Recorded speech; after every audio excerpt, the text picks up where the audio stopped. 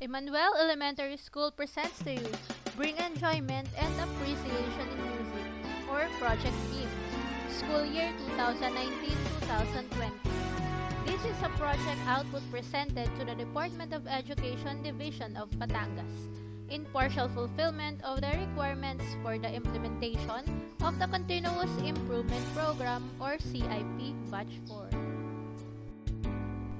Emmanuel Elementary School is located at Emmanuel Cuenca, Batangas and is composed of 9 teaching personnel and 200 pupils. The objective of the project is to increase mean score percentage in music among grade 5 pupils, which is anchored from Republic Act number 10533, DepEd Order number 2 Series of 2015, DepEd Order number 8 Series 2015, and DepEd Order number 42.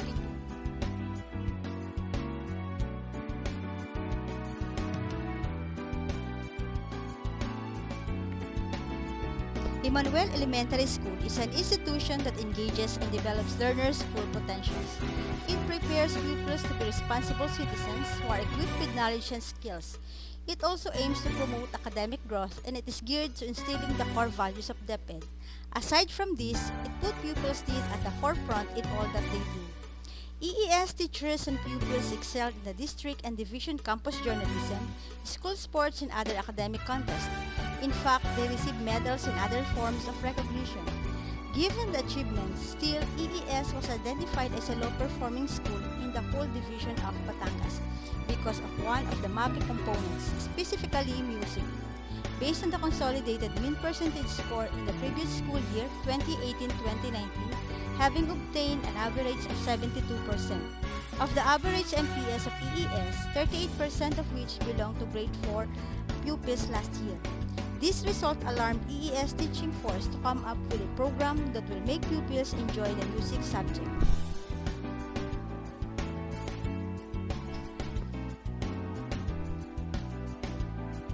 Yielding for quality education for all the learners in the community and nearby barangays, Emmanuel Elementary School provides a nurturing and supportive environment where children develop a love of learning and acquire a strong foundation on which to build a lifetime of knowledge.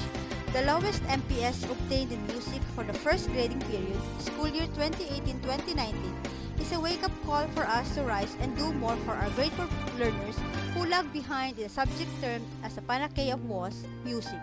It is our target that our worry in music will be a worry no more.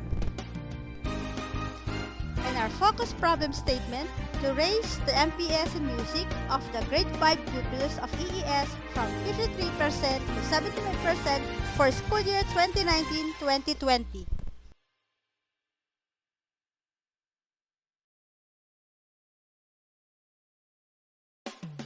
Based on the comparative result of tests, it can be gleaned that there is a remarkable increase of 23% in the performance level of grade 5 pupils in music in the first quarter. Welcome to Project BEAM. BEAM stands for Bring Enjoyment and Appreciation in Music. During the data collection plan, the activities are the following.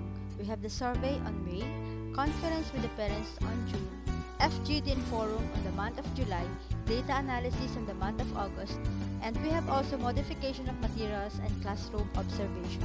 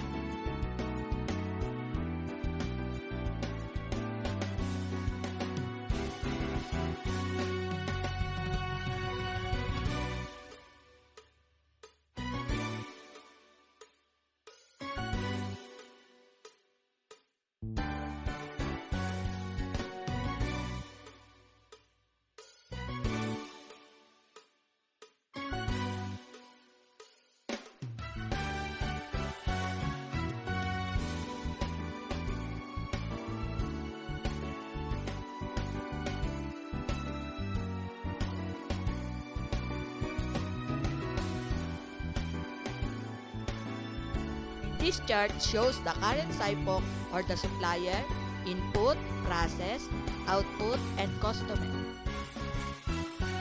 This chart shows future SIPOC following the previous slide, which is the current SIPOC. Ano ba?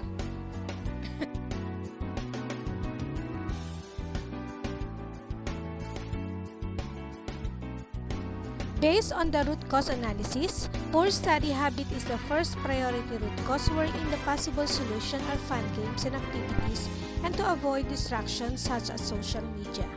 The second one is poor retention, wherein fun games and activities and planning of regular study session are the solution. Lastly, no follow-up at home, in which home visitation and parents' agreements are possible solution. Based on the priority root cause, it shows the 53% performance level of grade 4 pupils in music, which involves a poor study habits, poor retention, and no follow-up at home.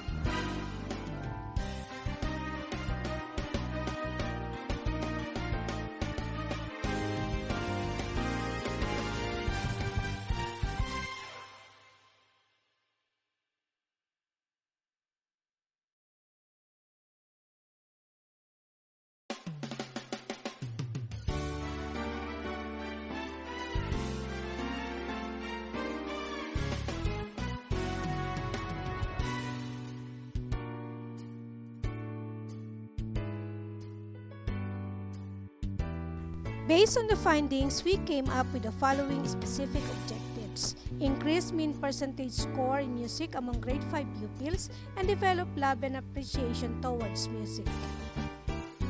The chart shows the pilot implementation plan of Project BEAM, and these are priority root cause, possible solution, persons responsible, resources required, timeline, MOV.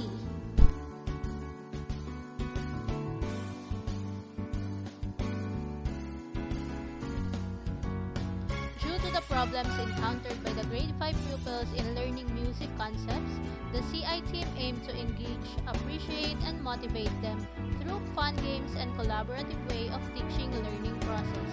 With this, the team together with the process owner prepared various forms of activities that would let the learning process be an enjoyable one. Some fun games like scavenger hunt, musical chair, and fishbowl were conducted, which helped the learners to cope with their difficulties in terms of music concepts. Learners really enjoyed and remembered the lessons discussed through these learning activities. Learner shows eagerness and excitement to answer the questions and work with their classmates. Aside from learning the concepts, teamwork, leadership, and communication skills were developed. The team utilized localized materials and sustained the attention of the learners through guided games. It was a successful implementation of the project, which is reflected in the result of the test. 75% target was achieved with an actual result exceeded by 0.56. The communication plan, it involves the activities, the persons in charge, resources needed, target date, and expected outcome. Is the sustainability plan, which involves also the activities, persons in charge, resources needed, target date, and expected outcome.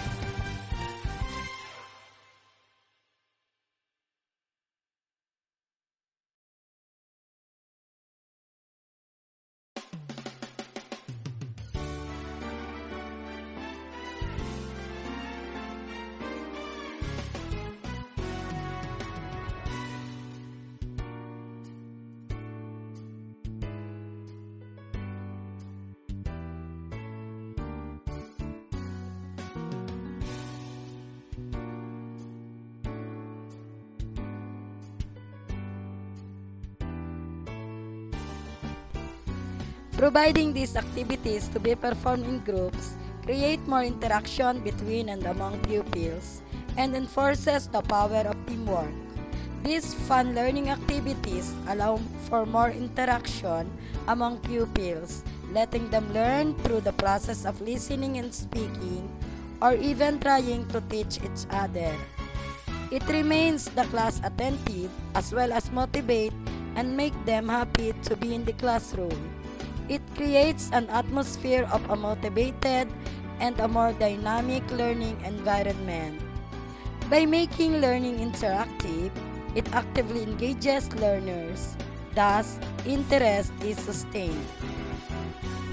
These games are a great way to help learners overcome their shyness and to mingle with each other. It adds excitement and fun. Activities challenge the pupils through hands-on, dynamic activities that require critical thinking skills such as problem solving or reading comprehension questions that spark learners' interest and gets them thinking critically.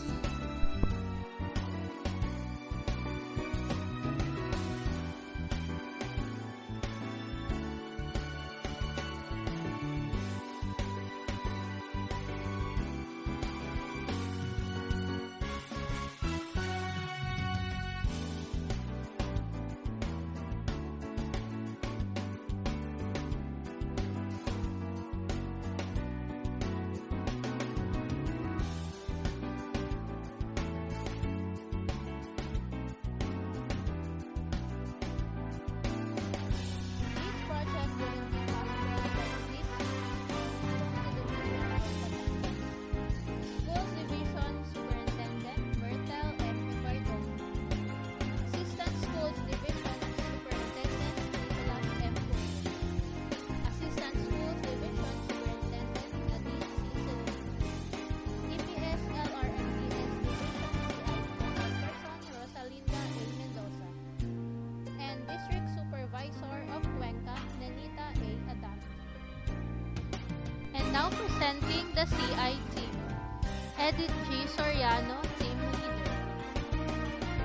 Jennifer E. Modelo, Communication. Rona M. Chavez, Documentation. Teresita M. Haen, Scribe. Leia R. Lopez, Process Observer. Charisma G. Magpantay, Process Owner. And the CI Team Coach, Ma'am Ninya Dayanghirang Dimakulang. Once again, here is the Emmanuel Elementary School CI team. With pleasure we never forget.